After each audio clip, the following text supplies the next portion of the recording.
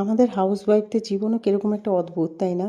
সকালবেলা ঘুম ভাঙি এই চার দেওয়ালের মধ্যে, আর রাতে ঘুমোতে যাই এই চার দেওয়ালের মধ্যে।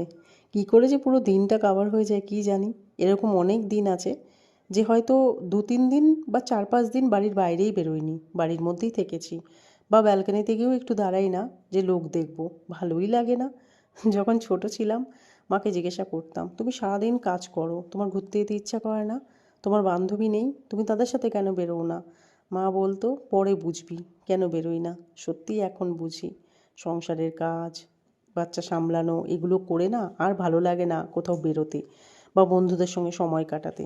মনে হয় যেটুকুনি টাইম ফাঁকা পাই ওইটুকুনি টাইম একটু রেস্ট করি ঘরে বসে, তাতেই হয়তো ভালো লাগবে। তখন মাকে দেখতাম আর এখন নিজেকে দেখি। এটাই হলো আমাদের হাউসওয়াইফদের জীবন। আর আমার ছেলে তো যা পেটুক, সারাদিন বাড়িতে ছুটির দিন থাকলেই এটা খাবো সেটা খাবো।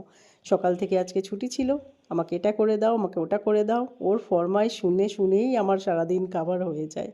প্রথমে চিজ স্যান্ডউইচ খেলো, তারপরে বললো মা বাঁধাকপির তরকারি, পেঁয়াজি আর খিচুড়ি করো। অনেক দিন খাই না। আর আমার ছেলের সঙ্গে তো মানে যে খাবারই খাবে না কেন তার সঙ্গে চিপস দরকার, নয় আলু ভাজা দরকার, নয় ভাজাপুরি কিছু দরকার, ও ভাজাপুরি ছাড়া খেতেই পারে না। তো চলো যাই হোক, ভিডিওটা ভালো লাগলে একটা লাইক করে দিও, অ্যান্ড যেতে যেতে চ্যানেলটা সাবস্ক্রাইব করে দিও। দেখা হবে অন্য একটা ভিডিওতে, ততদিনের জন্য ভালো থেকো, সুস্থ থেকো, টাটা।